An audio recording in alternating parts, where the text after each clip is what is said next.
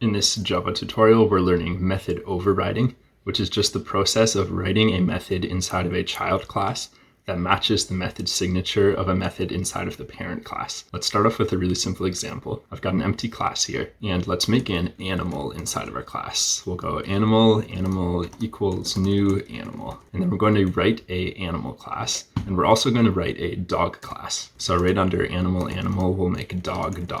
Now let's make those two classes, animal and dog, inside of the same package as our original class. I'm just going to right click on the default package that I put the original class in and make a new class.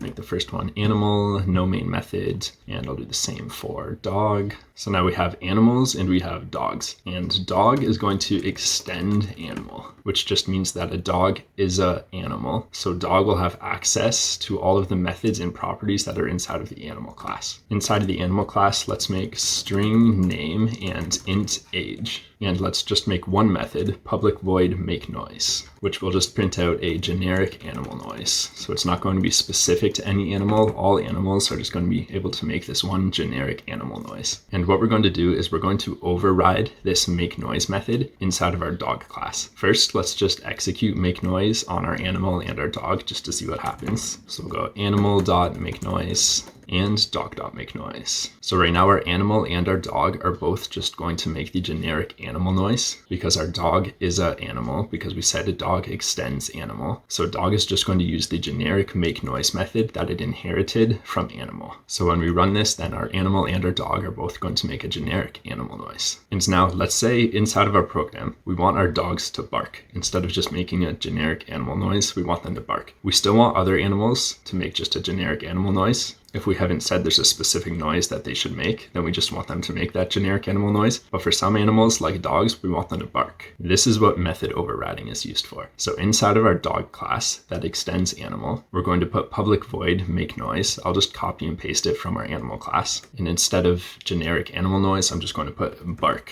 inside of here. And right above public void make noise inside of dog, I'm just going to put the little @ symbol and then override.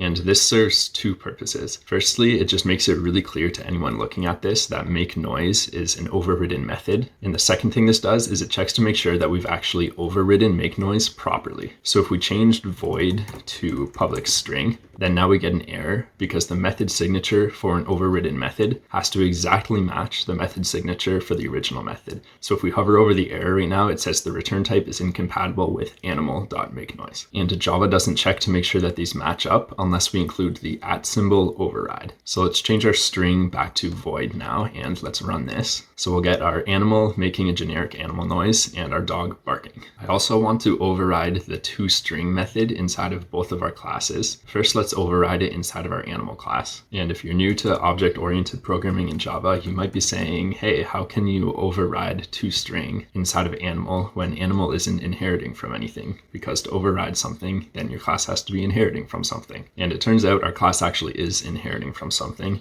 It's inheriting from object, even though we don't have to say that. Every single class in Java that you make just automatically inherits from object. And object has a bunch of methods that you override all the time, and one of those methods is toString. Before we even override toString inside of our class, let's go to our main method where all the action's happening here, and let's just print out our animal and our dog.